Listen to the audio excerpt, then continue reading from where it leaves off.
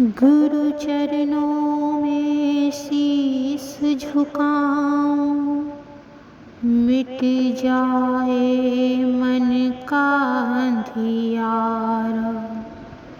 गुरु ज्ञान की ज्योति जले तो जीवन में हो जाए उजियारा।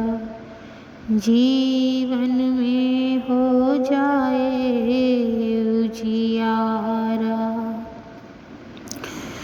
गुरु बिन ज्ञान न जागता, गुरु बिन मिटे न मोह। गुरु चरणों की धूल से जीवन पाता भोर। मनुष्य के भीतर ज्ञान का प्रकाश तभी स्थायी रूप से जागता है जब उसे गुरु की सही दिशा प्राप्त हो जाती है, गुरु का ज्ञान प्राप्त हो जाता है। संसार का मोह, अहंकार, चिंता और भ्रम मनुष्य को अपने वास्तविक स्वरूप से दूर कर देते हैं। गुरु उस अज्ञान के अंधकार में दीपक बनकर शिष्य को मार्ग दिखाते हैं। गुरु हमारे लिए निर्णय नहीं करते कि हमें क्या पाना है, बल्कि वे हमारी आंखें खोल देते हैं कि वास्तव में हम कौन हैं और जीवन का वास्तविक उद्देश्य क्या है। गुरु शिष्य को केवल संसार में चलना नहीं सिखाते, बल्कि यह भी बताते हैं कि संसार के बीच रहते हुए हम अपने वास्तविक स्वरूप को कैसे पहचान सकते हैं। शिष्य के पास ज्ञान हो सकता है, बुद्धि हो सकती है, सामर्थ्य भी हो सकती है, लेकिन जब तक उसे सही दिशा देने वाला गुरु नहीं मिलता, मार्गदर्शक नहीं मिलता, तब तक उसकी शक्ति बिखरी रहती है, अधूरी रहती है।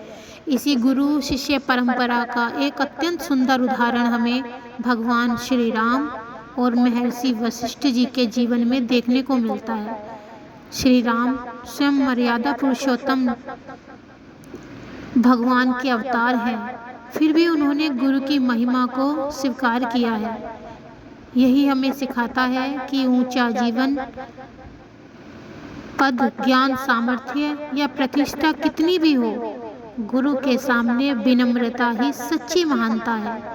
गुरु बिन ज्ञान न जागता, गुरु बिन मिटे न मोह। गुरु चरणों की धूल से जीवन पाता होश। मनुष्य के भीतर ज्ञान का प्रकाश तभी स्थायी रूप से जागता है जब उसे गुरु की सही दिशा प्राप्त हो जाती है। श्री राम और वशिष्ठ जी के जीवन की एक घटना से हम समझते हैं। रामायण और योग वशिष्ठ की परंपरा में श्री राम के जीवन का अत्यंत सुंदर, प्रेरणादायक एक प्रसंग मिलता है। जब श्री राम तीर्थ यात्रा करके लौटे,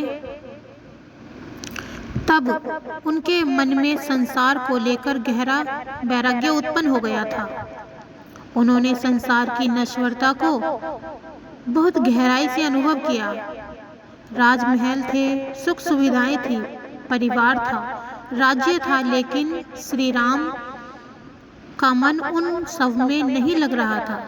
उन्होंने सोचना शुरू किया, यह संसार परिवर्तनशील है, जो आज है वह कल नहीं रहेगा। यौवन जाएगा, शरीर बदलेगा, धन चला जाएगा, संबंध भी समय के साथ बदलेंगे। श्री राम का मन इतना गंभीर और व्याकुल हो गया कि वे राजकाज में पहले की तरह उत्साह से भाग नहीं ले पा रहे थे। राजा दशरथ चिंतित हुए। उन्होंने गुरु वशिष्ठ जी के पास जाकर कहा कि गुरुदेव, राम के मन में ऐसा वैराग्य क्यों उत्पन्न हो गया है? उनका मन किसी भी सांसारिक कार्य में नहीं लगता। गुरु वशिष्ठ जी ने श्री राम को बुलाया और ध्यान दीजिए, यहाँ गुरु ने श्री राम को डांटा नहीं, उन्हें यह नहीं कहा कि तुम्हें इतना क्यों सोचना पड़ रहा है, बल्कि गुरु ने शिष्य के भीतर उठते हुए प्रेम जो प्रश्न थे उनको समझा। यही सच्चे गुरु की पहचान है। गुरु शिष्य के केवल शब्द नहीं सुनते, शिष्य के भीतर चल रहे द्वंद्व को भी जानते हैं, देखते हैं, समझते हैं। वशिष्ठ जी ने श्री राम से पूछा, राम, तुम्हारे मन में क्या चल रहा है? जबकि वशिष्ठ जी श्री राम के मन की हर बात को जानते थे, फिर भी उन्होंने पूछा। तब श्री राम ने संसार की नश्वरता, जीवन की अस्थिरता और मन की बेचैनी के बारे में अपने गुरुदेव के सामने सब खोल कर रख दिया। श्री राम के पास प्रश्न बहुत बड़े थे, लेकिन गुरु वशिष्ठ जी के पास उन प्रश्नों का उत्तर था, बदलने वाला ज्ञान था। वशिष्ठ जी ने श्री राम को समझाया कि राम, संसार से भाग जाना समाधान नहीं होता। वास्तविक ज्ञान यह है कि संसार में रहते हुए भी मन को उसके बंधन से मुक्त रखा जाए। गुरु ने श्री राम को आत्मज्ञान का मार्ग समझाया।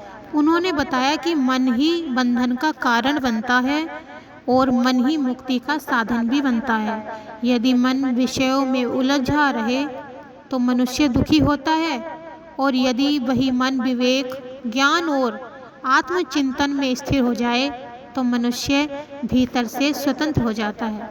श्री राम गुरु की वाणी को अत्यंत श्रद्धा से सुनते रहे। यही सच्चे शिष्य की पहचान भी है। शिष्य वही जो गुरु की प्रसन्नता में प्रसन्न रहे। सच्चा शिष्य वही है जो गुरु की बात को अपने जीवन में उतार दे। वशिष्ठ जी ने श्री राम को केवल उपदेश नहीं दिए, बल्कि उनके भीतर के भ्रम को धीरे धीरे दूर किया। जिस प्रकार सूर्य निकलते ही अंधकार को अलग अलग भागना पड़ता है, उसी प्रकार गुरु का ज्ञान जब हृदय में उतरता है तो अज्ञान और भ्रम स्वयं दूर हो जाते हैं। इस बात से हम सीखते हैं कि शिष्य के भीतर जिज्ञासा होनी चाहिए। जिस प्रकार श्री राम ने अपने मन में उठ रहे प्रश्नों का उत्तर पाया, उन्होंने गुरु के सामने अपने मन को खोल दिया।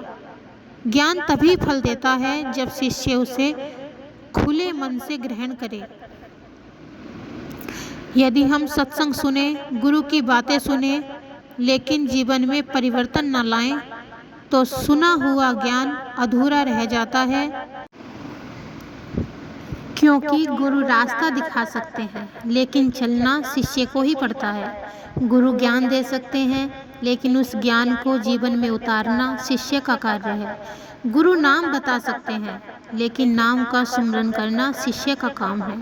गुरु भक्ति का मार्ग, उस पर चलना शिष्य का काम है।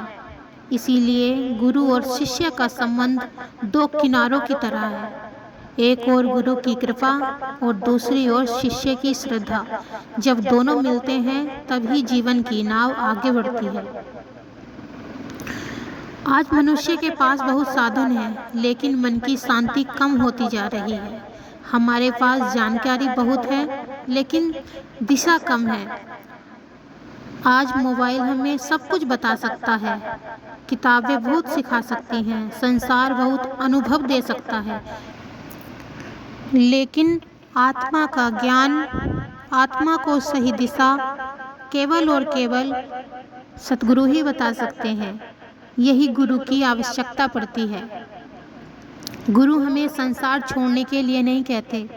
गुरु हमें संसार में रहते हुए अपने भीतर के ज्ञान को जगाने के लिए, अंदर के सब मंजिल पार करने के लिए प्रेरित करते हैं, ज्ञान देते हैं। श्री राम राजमहल में रहते हुए भी गुरु की शरण में थे। इसीलिए हमें भी अपने जीवन में चाहे कितनी ही जिम्मेवारियां हों, गुरु की वाणी को अपने जीवन का आधार बना देना चाहिए।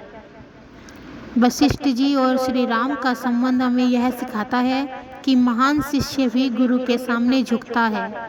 श्री राम भगवान के अवतार होते हुए भी गुरु वशिष्ठ से ज्ञान ग्रहण करते हैं। इससे बड़ी गुरु महिमा और क्या हो सकती है। गुरु के सामने झुकना छोटा नहीं होता।